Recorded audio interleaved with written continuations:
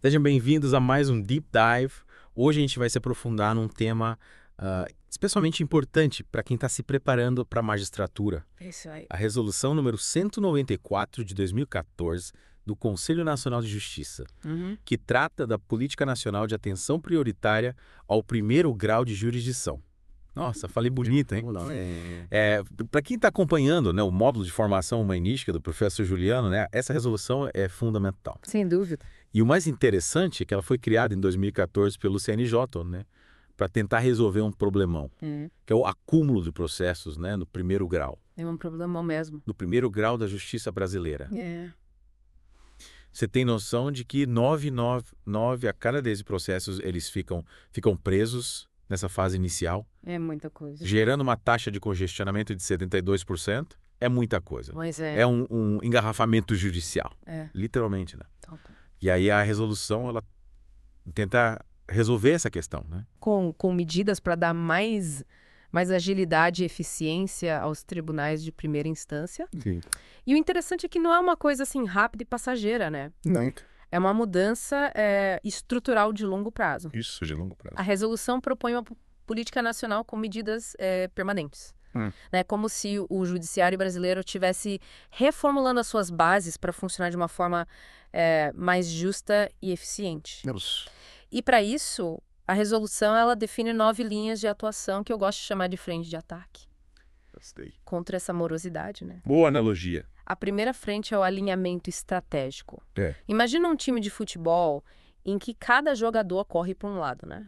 É um caos total. Total. Essa linha de atuação, ela garante que todos os tribunais estejam unidos, né, com seus planos estratégicos alinhados aos objetivos da política nacional. É isso aí. Senão cada um ia ficar remando para um lado. Uhum. E a ineficiência ia continuar reinando. Mas me explica uma coisa. Como que funciona a segunda frente de ataque? A segunda. A equalização da força de trabalho, A equalização da força de trabalho. que parece ser crucial para resolver o problema da sobrecarga em algumas áreas, né? E isso. Imagina um restaurante. Você tem 3 cozinheiros, mas só tem um garçom. Entendeu? Os cozinheiros ficam parados e o garçom fica correndo pra cá. A equalização da força de trabalho, ela visa justamente distribuir os servidores entre o primeiro e o segundo grau, de forma proporcional à demanda. Entendi. Ou seja, alocar mais garçons onde a demanda é maior. Faz todo sentido, né? É otimizar os recursos. Otimizar os recursos humanos. Mas imagino que colocar isso em prática não deve ser tão simples assim, né? Não é tão simples, né? Devem ter muitas resistências, né? E a terceira frente, como ela se conecta com esse cenário? A terceira, A adequação orçamentária. adequação orçamentária. Afinal, de que adianta a gente ter um plano, né? Se não tem recursos para executar, né? É como ter um carro potente sem gasolina, né? E a adequação orçamentária, ela garante que os tribunais de primeira instância tenham recursos suficientes para funcionar a todo vapor. Né? Senão, a política ia ser só um plano no papel. Ia ficar só na teoria, né? Ia ficar só na teoria. E por falar em tecnologia, né? A quarta frente, infraestrutura e tecnologia, parece ser essential para modernizar o judiciário. Sim, sim. Afinal, a gente ainda lida com muito processo em papel, né? Pois é. Arquivos empoeirados, sistemas ultrapassados. É verdade. Como que essa frente pretende modernizar o primeiro grau? Então, essa frente visa equipar os tribunais com as ferramentas do século XXI, né? A resolução, ela enfatiza a importância de prédios adequados, equipamentos modernos, sistemas eficientes, para agilizar o andamento dos trabalhos.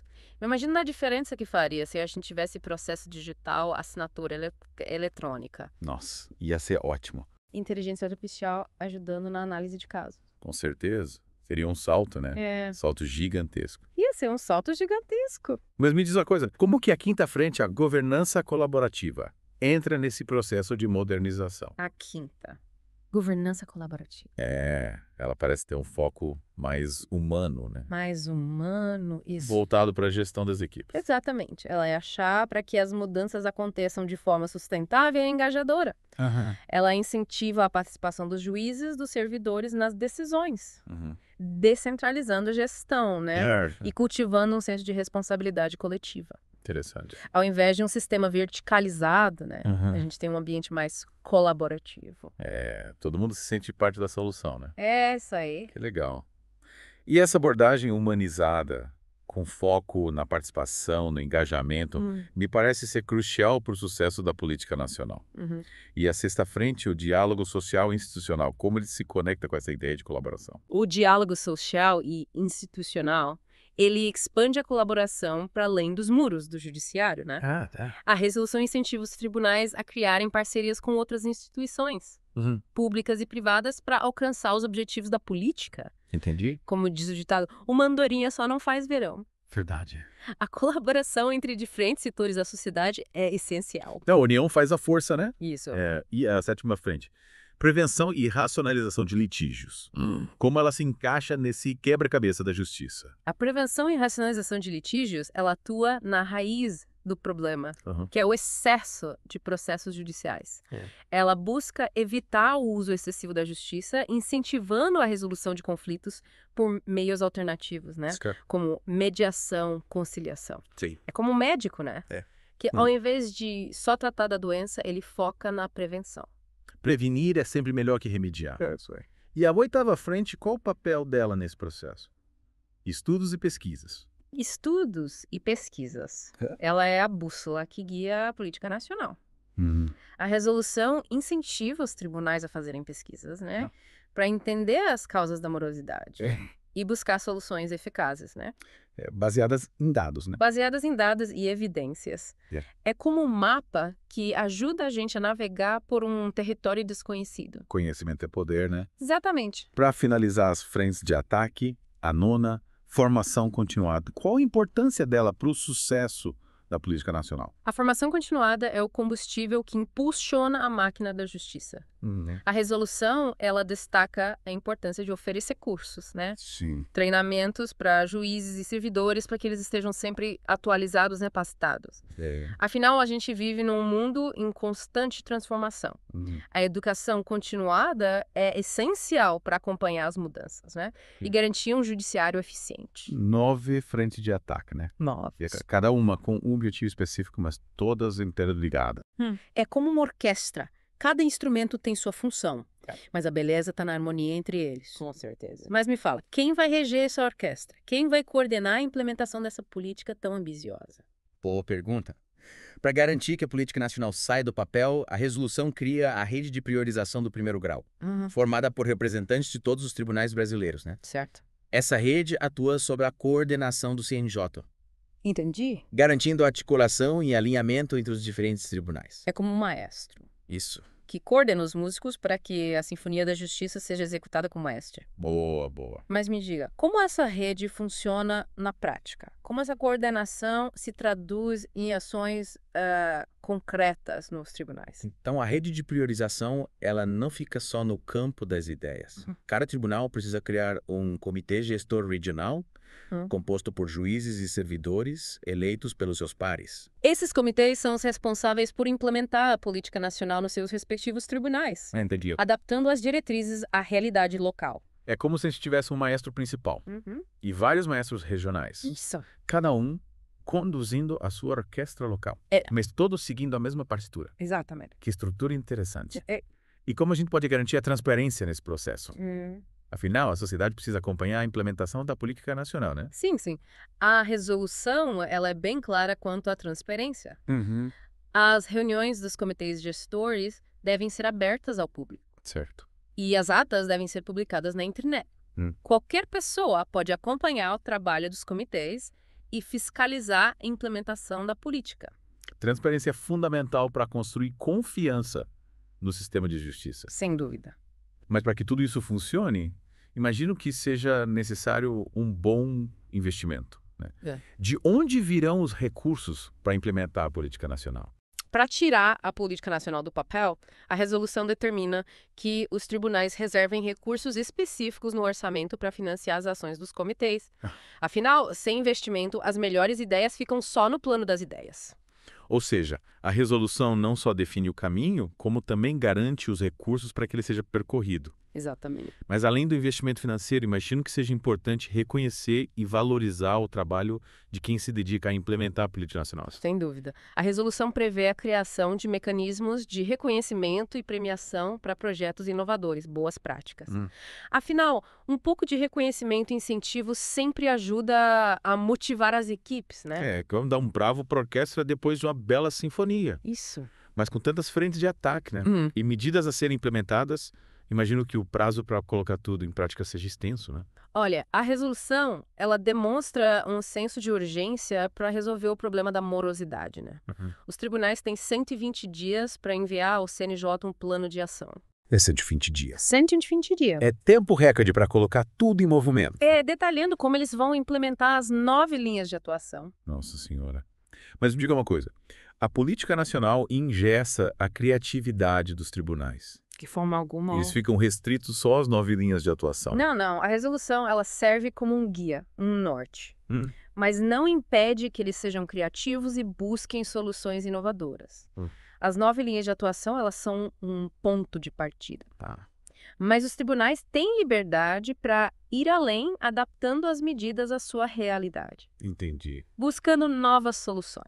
Perfeito. A resolução impulsiona a mudança, mas não engessa. Isso. E para quem está se preparando para a magistratura, essa resolução é leitura obrigatória. Com certeza. Dominar os conceitos, as diretrizes da Política Nacional de Atenção Prioritária ao primeiro grau é essencial para quem almeja a carreira na magistratura. E o professor Juliano, com a sua vasta experiência na formação de magistrados, certamente sabe disso. Sem dúvida, ele tem dado bastante ênfase a esse tema, né? No módulo de formação humanística dele. Preparando os futuros magistrados para os desafios da justiça brasileira. E para os nossos ouvintes que querem se aprofundar no tema, qual a sua recomendação? A leitura completa da resolução é fundamental. E não se esqueçam de procurar as atualizações, né? Que foram feitas ao longo dos anos. O mundo jurídico é dinâmico. E a resolução acompanha essa dinâmica, né?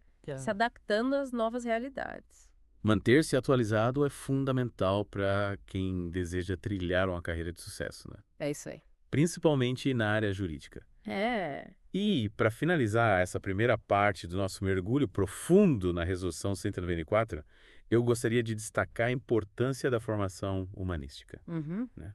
É essencial. Os futuros magistrados. Concordo plenamente. É crucial para que eles estejam preparados para os desafios da justiça brasileira.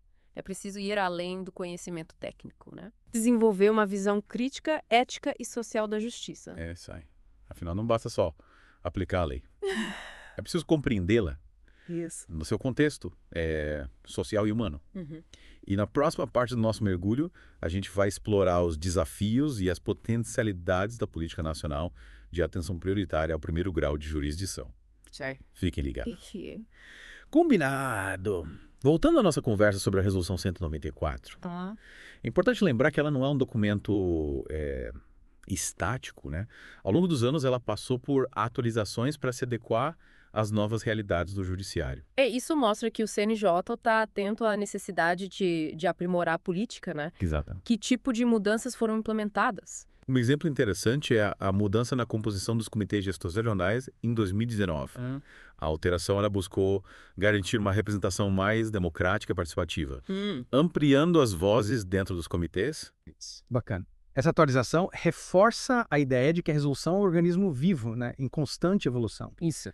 E, por falar em aprimoramento, a resolução também enfatiza a importância de reconhecer e premiar as boas práticas, né? Sim, o CNJ e os tribunais, eles têm autonomia para criar mecanismos de reconhecimento, valorização ou premiação. Para destacar projetos inovadores, boas práticas e a participação ativa de magistrados e servidores. É como um incentivo para que todos se engajem na busca por soluções criativas e eficientes para os problemas da justiça. Exatamente. A resolução ela não se limita a impor obrigações, mas também busca valorizar o trabalho daqueles que se dedicam a melhorar o sistema. E falando em dedicação, a gente sabe que essa resolução é fundamental para quem está se preparando para a magistratura, né? Com certeza, dominar os conceitos e as diretrizes da Política Nacional de Atenção Prioritária ao primeiro grau é essencial para quem pretende ingressar na carreira. É como ter um mapa detalhado, né? Isso. Antes de iniciar uma expedição. Uma ótima analogia. E nesse sentido, o professor Juliano tem sido um guia excepcional, né? Sem dúvida. destacando a importância dessa resolução no módulo de formação humanística dele. É isso aí. O professor Juliano, com a expertise dele, né? Sabe a importância de preparar os futuros magistrados para os desafios da justiça brasileira. Sim. E a Resolução 194 é uma ferramenta fundamental nesse processo. Mas, e para quem está nos acompanhando e quer se aprofundar ainda mais nesse tema, qual a sua sugestão? A leitura completa da resolução é indispensável. E como eu já mencionei, é importante buscar as atualizações que foram incorporadas ao longo dos anos, né? O mundo jurídico é dinâmico, a resolução acompanha essa dinâmica, se adaptando às novas realidades. Manter-se atualizado é a chave para o sucesso, né?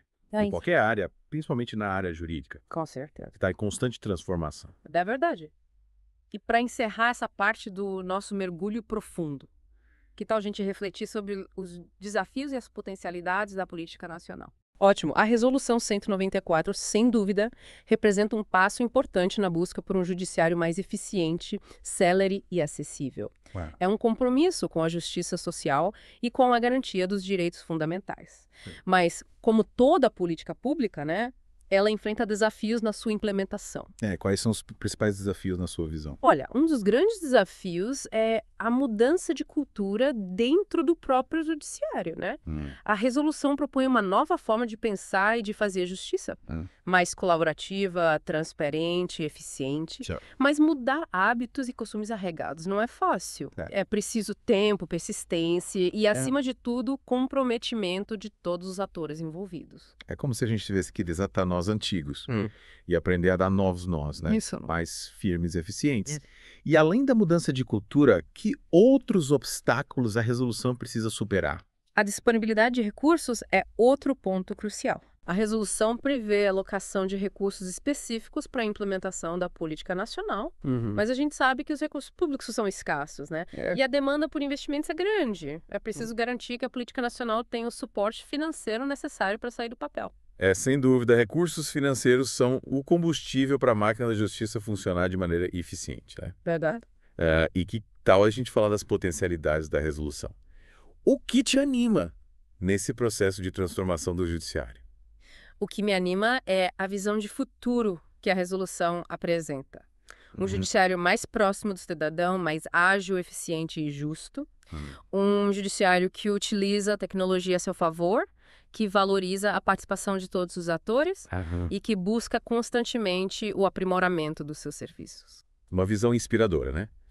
E para que essa visão se concretize, qual o papel da sociedade nesse processo? A sociedade tem um papel fundamental na cobrança por um judiciário mais eficiente e na fiscalização da implementação da política nacional. Certo. A participação da sociedade em audiências públicas, conselhos, outras instâncias de controle social é essencial para garantir que a resolução não fique só no papel. A participação social é o oxigênio da democracia, né? Verdade. E para os nossos ouvintes que desejam se aprofundar nesse tema, que é tal a gente destacar alguns pontos-chave da resolução.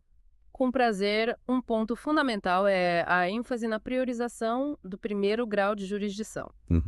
A resolução reconhece que é nesse nível que a maioria dos casos se concentra. Certo. E que a morosidade nesse estágio impacta todo o sistema. A resolução coloca o holofote no primeiro grau, né? Reconhecendo a sua importância estratégica para a justiça como um todo. E que outras medidas você destacaria? A busca pela celeridade processual é outro ponto central da resolução. Ela propõe uma série de medidas para agilizar os processos, desde a organização dos tribunais até a utilização de tecnologias que otimizam o fluxo de trabalho. Tempo é um fator crucial na justiça, né? A demora na resolução dos casos gera angústia, incerteza e muitas vezes injustiça. É verdade. E que tal a gente finalizar essa parte com uma reflexão sobre a importância da ética para os futuros magistrados? A ética é o alicerce da justiça. A resolução 194, ao propor um judiciário mais transparente, participativo e eficiente, reforça a importância da conduta ética dos magistrados. A confiança na justiça depende em grande medida da integridade e da imparcialidade daqueles que administram. Pelas palavras. A ética é a bússola que guia os magistrados na busca pela justiça. Sem dúvida. E você que está nos acompanhando já parou para pensar sobre a importância da ética na sua futura atuação como magistrado? Quais valores você considera essenciais para exercer essa função com justiça e responsabilidade? Na próxima parte do nosso mergulho, a gente vai explorar essas questões e refletir sobre os desafios éticos que os futuros magistrados enfrentarão. Isso aí. Fica meio bem. E retomando a nossa conversa sobre a Resolução 194 e a formação de magistrados, eu queria destacar um ponto que me chamou a atenção na resolução. A ênfase na equalização da força de trabalho, né? Com a demanda crescente por justiça. Equilibrar a força de trabalho entre os diferentes níveis da justiça me parece ser crucial. Afinal, não adianta ter recursos e tecnologias se não houver pessoas capacitadas para conduzir os processos. É como ter um carro potente sem um motorista experiente no volante, né? É verdade, boa analogia. E você acha que a Resolução 194 vai mudar assim na prática? Será que ela vai conseguir domar a fera da morosidade na justiça brasileira? Essa é a pergunta de $1 milhão, não é? É. A resolução é, sem dúvida, um passo importante, né? Ela define diretrizes claras, cria mecanismos de controle e incentiva a busca por soluções inovadoras. Mas como um bom jardineiro sabe, plantar a semente é só o primeiro passo. É preciso cultivar, regar, podar. Exatamente. A efetividade da política depende de uma série de fatores, como o comprometimento dos tribunais, a disponibilidade de recursos e principalmente a mudança de cultura dentro do próprio judiciário. É como diz o ditado, né? Água mole em pedra dura, tanto bate até que procerário. É isso aí. Precisa persistência, né? E um esforço conjunto para que essa mudança se consolide. E é nesse ponto que a formação humanística, como aqui o professor Juliano propõe, se torna fundamental, não é? Com certeza, não basta apenas conhecer as leis e os procedimentos, é preciso ter uma visão crítica, ética e social da justiça. É preciso entender o impacto das decisões na vida das pessoas e buscar sempre a justiça social. É como ter um bisturi afiado nas mãos, né? Um cirurgião habilidoso não se limita a conhecer a técnica, ele precisa ter a sensibilidade para usá-la com precisão e compaixão. É verdade. E para os nossos ouvintes que estão trilhando o caminho da magistratura, que conselho você daria? Meu conselho é, além de estudar a Resolução 194, aprofundem-se em temas como ética, direitos humanos, sociologia, filosofia. Ampliem seus horizontes, cultivem a empatia e a sensibilidade. Construam pontes entre o conhecimento jurídico e a realidade social. Isso. Afinal, a justiça não se faz apenas com leis, mas com a compreensão da alma humana. Sem dúvida. E com essa bela reflexão, a gente chega ao fim de mais um mergulho profundo aqui no The Deep Dive. É isso aí. Espero que a gente tenha inspirado nossos ouvintes a se engajarem na construção de um judiciário mais justo e eficiente. Espero que sim. E que a Resolução 194, com as suas 9 frentes de ataque, seja um farol a guiar essa jornada. Um ótimo farol. Até a próxima. Até a próxima.